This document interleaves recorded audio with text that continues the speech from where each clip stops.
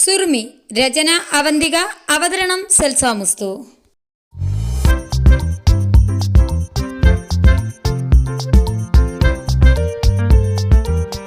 Salman horn മുഴക്കിയതും സുറുമിക്ക് മുമ്പിൽ സഫ കണ്ടിരുന്നു. മറുവശം ചേർന്ന് നിർത്തിയിട്ടിരിക്കുന്ന സൽമാന്റെ കാറ് അവൾ സുറുമിക്ക് കാണിച്ചു കൊടുത്തു. സുറുമി ഒരു കൈപ്പൊക്കി വരുന്നുണ്ടെന്ന് കാണിച്ച് അവളെയും കൊണ്ട് റോഡ് ക്രോസ് ചെയ്ത് നടന്നു വരുന്നത് സമീറയും സൽമാനും ഒരു ഇളം പുഞ്ചിരിയോടെ നോക്കിക്കണ്ടു. അവരടുത്തെത്തിയപ്പോഴാണ് സൽമാനൊപ്പം സമീറയും മക്കളും കാറിൽ നിന്ന് ഇറങ്ങിയത്. പ്രതീക്ഷിക്കാതെ അവരെ കണ്ടപ്പോഴുള്ള സുറുമിയുടെയും സഫയുടെയും മുഖത്ത് അമ്പരപ്പ് പെട്ടെന്ന് തന്നെ സന്തോഷത്തിലേക്ക് വഴിമാറി. എന്ത് സംസാരിക്കും, എങ്ങനെ പെരുമാറുന്നൊക്കെയുള്ള ഒരു വെപ്രാളം സഫക്കുണ്ടായിരുന്നെങ്കിലും സമീറയുടെ കരുതരയുടെ ഇടപെടൽ മൂലം പെട്ടെന്ന് തന്നെ അതും മാറിക്കിട്ടി.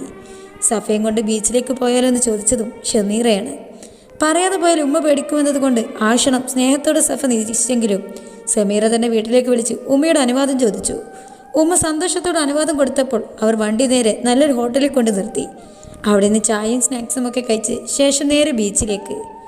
അവിടെ എത്തിയപ്പോഴേക്കും സഫക്ക് സമീറയുമായി മക്കളുമായുള്ള അപരിചിതത്വം പൂർണ്ണമായും വിട്ടുമാറിയിരുന്നു.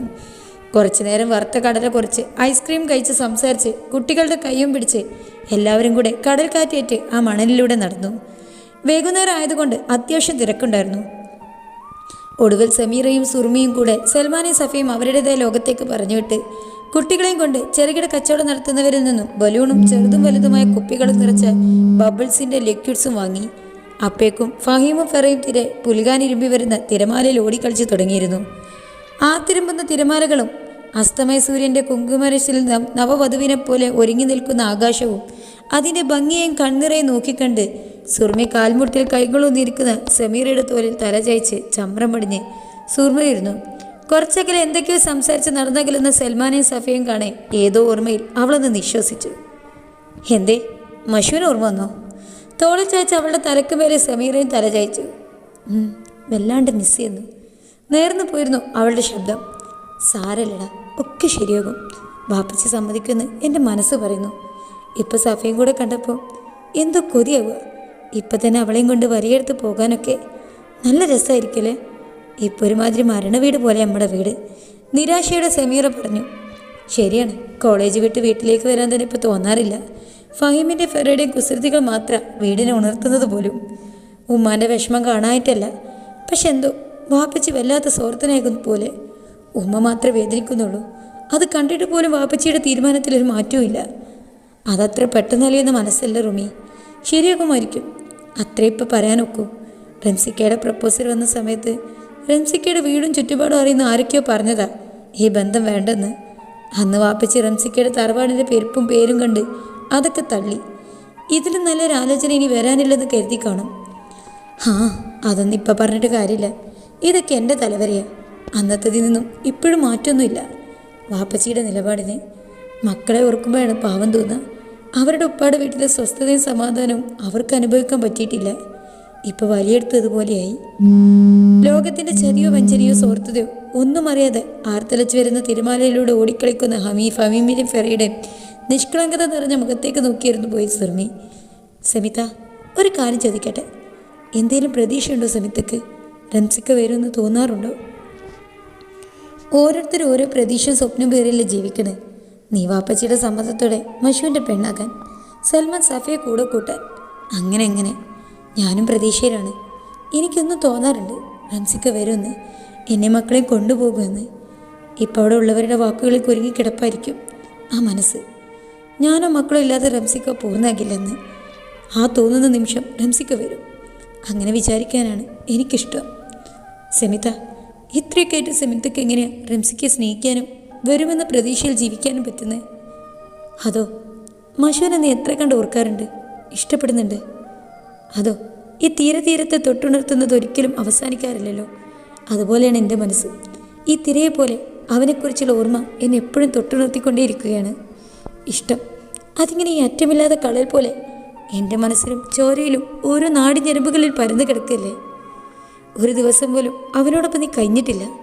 ഓർമ്മിക്കാൻ കുറച്ച് നല്ല നിമിഷങ്ങൾ മാത്രമല്ലേ നിനക്കുള്ളൂ. നിന്റെ ഹൃദയത്താളം പോലും അവൻ്റെ പേരാണ് ഉച്ചരിക്കുന്നത്. അപ്പം എൻ്റെ കാര്യം ഒന്ന് ഓർത്തു നോക്ക്. വർഷങ്ങൾ ഒരുമിച്ച് കഴിഞ്ഞവർ. റംസിക്കയുടെ ഹൃദയത്താളം പോലും എനിക്ക് മനഃപ്പാടമാണ്. ആ ആളെ ഞാൻ എങ്ങനെ വെറുക്കുക? പരിഭവമുണ്ട് എന്നെ വിളിക്കാത്തതിലും ഞങ്ങളെ കാണാൻ വരാത്തതിലൊക്കെ. അതൊക്കെ ഞങ്ങളെ കൂട്ടിക്കൊണ്ടുവന്ന പരിഭവം. ആ സമയത്ത് റംസിക്ക വീട്ടിലില്ല. വാപ്പച്ചി വിളിച്ച് പറയുക ചെയ്തത്, കൊണ്ടുപോകുകയാണെന്ന്. കഷ്ടപ്പെടുത്താതെ നിനക്കിനി എന്ന് നോക്കാൻ പറ്റുമോ അന്ന് വലിയടുത്ത് വീട്ടിലേക്ക് വാ എന്ന് പറഞ്ഞു. അതുവരെ ഞാൻ നോക്കിക്കോളാമെന്ന് പറഞ്ഞു. വാപ്പച്ചി എന്ന വീട്ടിലുള്ളവരുടെ ഇത്തിരി പുരുഷമായാണ് പെരുമാറിയത്.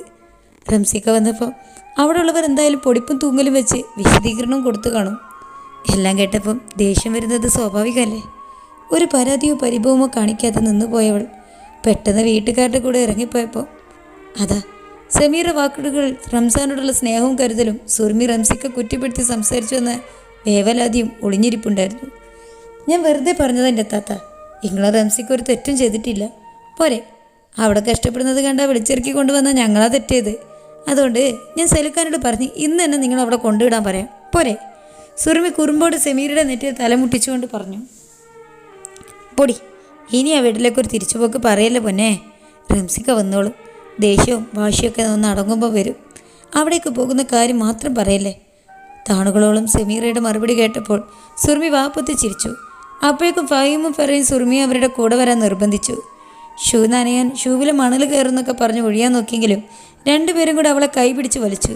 സമീറയും കൂടെ നിർബന്ധിച്ചപ്പോൾ സുറുമി അവൾക്കൊപ്പം ഇറങ്ങി. അവർക്കൊക്കെ നടന്നു പോകുമ്പോൾ വെറുതെ ഒന്ന് സുറുമി തിരിഞ്ഞു നോക്കി.